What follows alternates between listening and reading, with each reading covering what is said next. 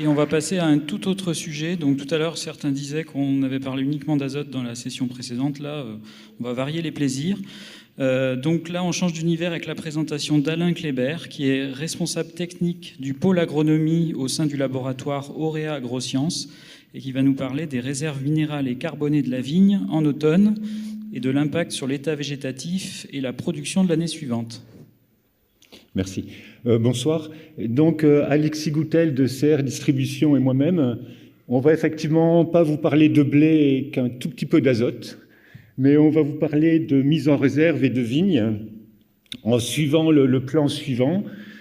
Un tout petit rappel des phénomènes de mise en réserve en plante pérenne et puis de l'outil analyse de sarment qui sera utilisé pour cette étude. Une approche des effets année, cépage, porte-greffe, sol et rendement sur les composantes d'analyse du sarment. Alexis présentera par contre l'effet peut-être le plus compliqué à mettre en évidence, qui est l'effet mode de conduite sur différents paramètres de production et de rendement. Et puis j'essaierai de conclure en positionnant l'analyse de sarment par rapport aux autres analyses de végétaux disponibles.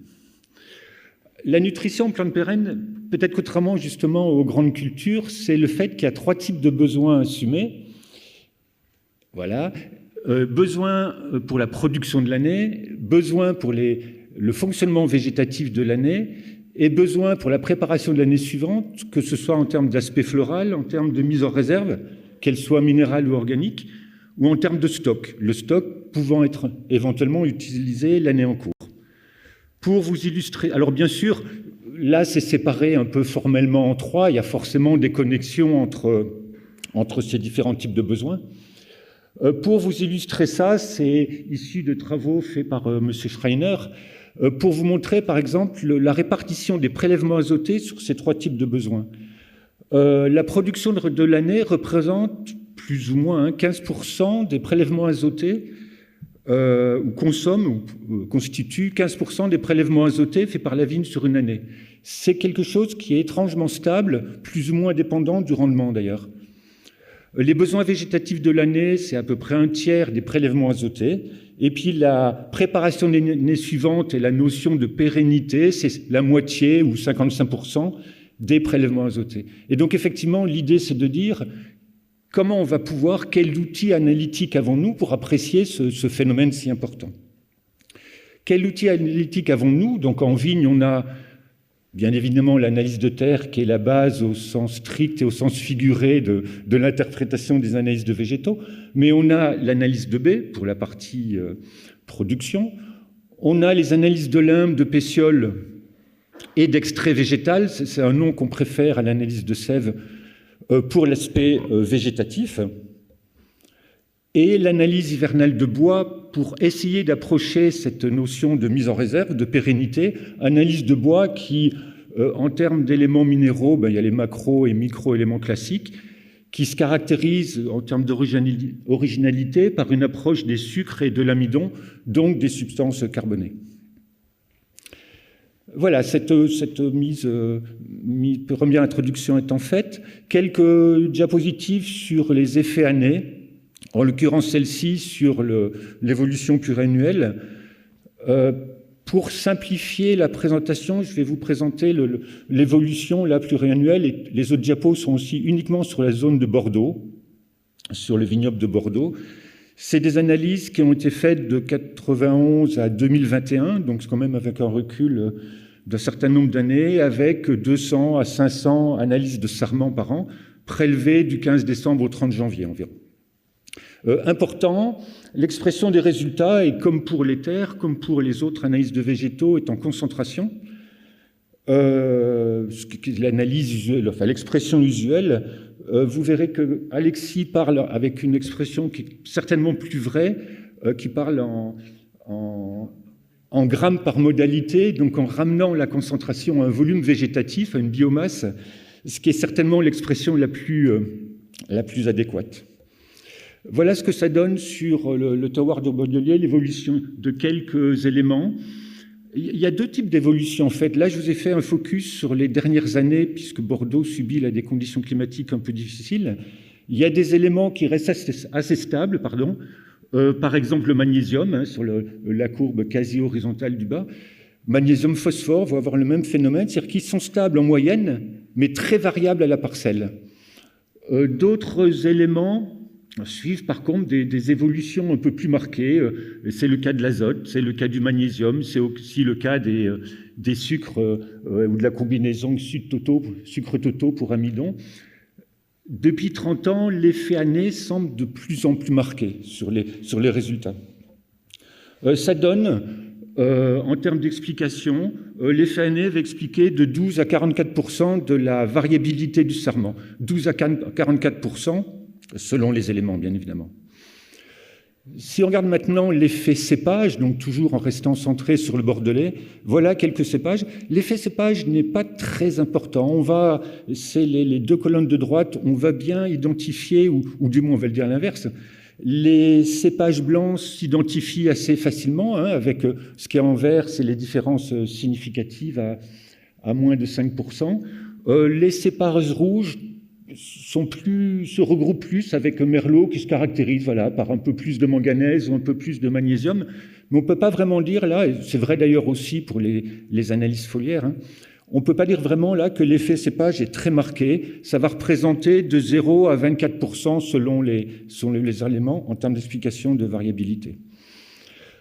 Et si on regarde les porte-greffes, par contre, maintenant, donc les porte-greffes, je vous en ai mis 1, 2, 3, 4, 5 en vertical, avec la note dessous, une note de vigueur conférée, c'est-à-dire la note le niveau de vigueur qu'on confère le porte-greffe au greffon. 1, vigueur faible, et 4, vigueur élevée ou très élevée. Et là, donc, 3 équilibres. Donc déjà, le fameux rapport azote sur calcium, donc le témoin de l'état végétatif, de la vigueur ou de l'intensité végétative du végétal. Vous voyez que là, c'est le vert, hein, donc l'histogramme central. Vous voyez que là, on reclasse parfaitement les niveaux de vigueur des porte-greffes avec un SO4 ou un 110 Richter qui sont effectivement sur des rapports azote sur calcium les plus élevés. Et si on regarde le rapport K sur Mg, là, si cher aux viticulteurs, on voit que là, il y a bien deux groupes, c'est-à-dire que les porte-greffes élevés, les deux duos ont un rapport K sur Mg élevé, ce qui n'est pas en soi une nouveauté, c'est-à-dire que volume racinaire important, fort potentiel hydrique, beaucoup de captation du potassium. C'est sur ces types de porte-greffes-là qu'on va retrouver les carences magnésiennes. À l'inverse, les porte-greffes plus faibles ont un rapport K sur Mg plus faible, plus de magnésium en proportion du potassium. À l'inverse, c'est sur ces porte-greffes-là qu'on va retrouver le plus souvent des problématiques de carence potassique par difficulté ou par faible potentiel hydrique du système racinaire. Et comme constante, le rapport azote sur potassium, donc les histogrammes en bleu, qui là ne varie pas en fonction du porte-greffe. L'effet porte-greffe va représenter de 15 à 48% de la variabilité de composition du sarment. L'effet rendement, et j'en resterai là sur cette première partie, l'effet rendement, j'ai classé les données en 5 classes, donc inférieur à 20 hectos jusqu'à supérieur à 50 hectos, en sachant que 50 hectos, la vigne a un potentiel qui peut être de 200 ou 250 hectos, hein, donc c'est pas très élevé. Et je vous ai mis ici les éléments qui ressortaient significativement par rapport à cette approche. Sans trop de surprise, on va retrouver tous les éléments dont la proportion de mise en réserve par rapport au niveau prélevé est la plus importante, sauf un intrus, le phosphore, qui est en proportion très peu mis en réserve par rapport à ses besoins. Et vous voyez c'est la ligne bleue. Vous voyez que sur les forts rendements, on voit un impact assez important. Ça, c'est intéressant parce qu'on va retrouver ça sur d'autres espèces, comme le noyer, comme la prune dente, qui sont des espèces alternantes. On va retrouver ce phénomène sur les feuilles dans ces espèces-là, mais aussi, bien sûr, sur l'analyse de bois. En vigne, bien évidemment, qui n'est pas une espèce alternante au sens strict, ça n'apparaît que sur le sarment. L'azote et les sucs sont moyennement impactés par le rendement. L'amidon, le magnésium un peu plus. chose amusante, chose, je ne sais pas si c'est intéressant, le bore et le zinc sont, les teneurs en bore dans le sarment sont très impactées par les forts rendements. C'est quelque chose qu'on connaît bien aussi sur les autres espèces. Et ces deux éléments, les teneurs de ces deux éléments, sont aussi très impactés par les faibles rendements. Là, en fait, il ne faut pas voir du tout ça comme un impact au sens effet, mais c'est simplement les faibles rendements proviennent de vignes qui ont des problèmes végétatifs ou de fonctionnement, d'où effectivement ces faibles teneurs. L'effet rendement va expliquer de 5 à 51% de la variabilité du sarment. Je ne vous présente pas l'effet sol de façon plus classique par rapport aux autres analyses de végétaux qui va expliquer de 5 à 63% selon les éléments de la variabilité. Et je vais laisser Alexis parler de l'effet mode de conduite. Il vous reste 5 minutes. Ok. Bonjour à tous.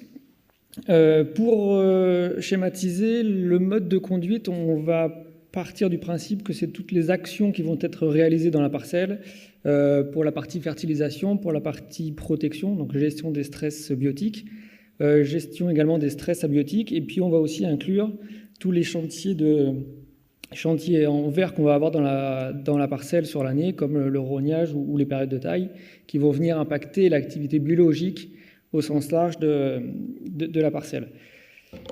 Depuis quelques années, il y a une réflexion en viticulture dans le sens de comment est-ce qu'on peut se servir de ces mises en réserve comme d'un véritable levier dans la conduite de la culture, avec pour objectif d'améliorer les performances agronomiques de nos pratiques, notamment lorsqu'on a des années qui, climatiquement parlant, sont très compliquées. Comment est-ce que je peux essayer de lisser mes rendements, et comment est-ce que je peux aussi me servir de ces réserves comme d'un levier dans l'amélioration des pratiques au niveau environnemental. Si je remets la plante au centre du système via les mises en réserve, comment je peux optimiser l'ensemble de mes pratiques. Donc, on va vous présenter 3-4 essais qui font partie de tout un panel de travaux qui ont pour objectif de voir comment est-ce qu'on peut améliorer les mises en réserve. Et une fois qu'on a amélioré ces mises en réserve, quel est l'intérêt pratique pour un producteur d'avoir amélioré ces réserves. Donc certains essais vont faire l'objet de l'évaluation de biostimulants. Donc là, on a écrit un exemple de biostimulant, mais c'est au sens large des biostimulants, avec comme action le soutien nutritionnel et l'accompagnement des plantes à la gestion des stress abiotiques. Et comme l'a dit Alain, les résultats qui vont être présentés ont été travaillés en termes de grammes par modalité. Donc on a un protocole très strict dans la méthode d'échantillonnage pour que les modalités soient comparables entre elles. Et ça nous permet d'évaluer au terme d'une seule donnée la biomasse et puis le niveau de mise en réserve. Le premier essai qui a pour vocation d'illustrer comment est-ce qu'on peut aider une plante vigne à faire de bonnes mises en réserve. Donc là, c'est une parcelle où on a apporté un produit fertilisant avec des actions biostimulantes en début de saison, dans une des modalités, en fin de saison, dans une deuxième modalité, et en début-fin de saison, dans une troisième. Le tout en comparaison des pratiques agriculteurs représentatives de la région. Et tout ça a été fait sur 5 ans dans une démarche BPE, donc bonne pratique d'expérimentation, avec plusieurs répétitions de DICEP. Ce que l'on peut voir, c'est tout d'abord cet effet année que Alain a présenté. On voit qu'entre 2015 et 2019, les réserves azotées dans la modalité témoin varient de façon assez significative. Et ce que l'on voit, c'est que d'avoir accompagné biologiquement la plante permet une optimisation des réserves azotées. Et ce soutien est autant intéressant lorsqu'on est en début ou fin de saison. On avait schématiquement l'idée de les mises en réserve, c'est uniquement sur la fin de saison. On se rend compte que non, la plante peut être accompagnée tout au long du cycle pour améliorer les mises en réserve. Sur les réserves carbonées, donc sucre totaux et amidon, on retrouve le même type de résultat, à savoir des variations annuelles et une plante qui, lorsqu'elle est accompagnée, optimise ses réserves en carbone avec des apports en début et ou fin de saison. Autre essai avec cette fois-ci l'objectif de J'accompagne ma plante pour améliorer les mises en réserve. Donc on voit ici les réserves azotées et carbonées qui sont améliorées en comparaison d'un témoin non traité, d'un point de vue fertilisation et protection, et d'un programme agriculteur représentatif de la région. Et une fois que j'ai amélioré ces mises en réserve, quels sont les bénéfices en termes de comportement agronomique pour le producteur l'année suivante? Donc cet essai a été mené en 2020. L'objectif, ça a été de voir en 2021 ce qui se passait. Il ne vous a pas échappé qu'en 2021, on a eu des conditions climatiques très délicates en début de saison avec des parcelles qui ont gelé, donc ont fortement perturbé l'activité biologique des plantes. Et ce que l'on observe dans cet essai-là, c'est que le seul paramètre qui varie entre les trois modalités sont le niveau de mise en réserve et donc ce qui s'est passé en 2020. Et on voit qu'au mois de juin, en termes de nombre de rameaux et d'activité biologique, on a une tendance significative à l'amélioration de l'activité lorsque la plante a eu des mises en réserve améliorées. Donc là, on a une piste de travail pour accompagner les plantes lorsqu'on est en situation stress abiotique forte.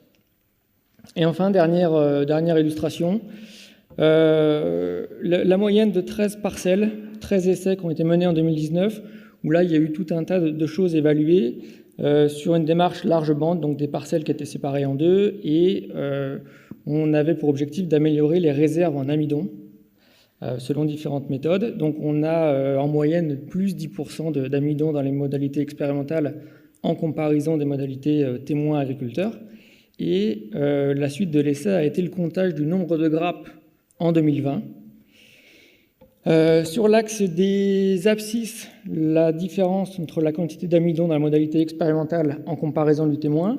Sur l'axe des ordonnées, la différence nombre de grappes modalité expérimentale en comparaison du témoin. Et là, on observe qu'on a une tendance qui ressort, qui avait déjà été observée dans différentes études, mais là qui ressort dans celle-ci, du lien entre réserve en amidon en année N et potentiel de rendement en année N+1. Donc là, à travers ce type de travail, on a une piste de travail sur l'accompagnement de la production vers l'amélioration des performances agronomiques.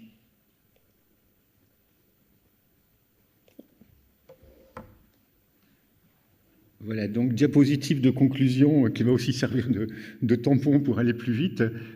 Ici, on a positionné sur un certain nombre de critères l'analyse de Sarment que vous avez à droite, dans l'idée de dire qu'il n'y a pas, jusqu'à un certain niveau, de mauvaise analyse, mais que chaque analyse correspond à un objectif. Bien évidemment, si je vais étudier spécifiquement l'analyse de B, ou la composition des baies, où est-ce que je dois intervenir pour améliorer le déroulement post-vendange, il faudra que j'analyse des baies.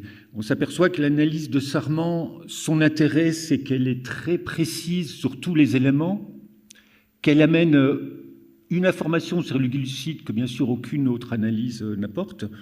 Elle n'est pas spécifiquement facile en termes de logistique ou de facilité de prélèvement. Elle est compliquée d'interprétation. Enfin, c'est pas compliqué, mais on doit faire appel à pas mal de connaissances sur la parcelle ou de retours sur la parcelle pour l'interpréter correctement. Et c'est une analyse qui est moyennement riche en ressources bibliographiques et disponibles en termes de référence, disponibilité de référence. Mais par contre, c'est la seule analyse, peut-être même à titre pédagogique, qui nous permet d'apprécier la mise en réserve. Voilà. Merci de votre attention et de votre patience pour le retard.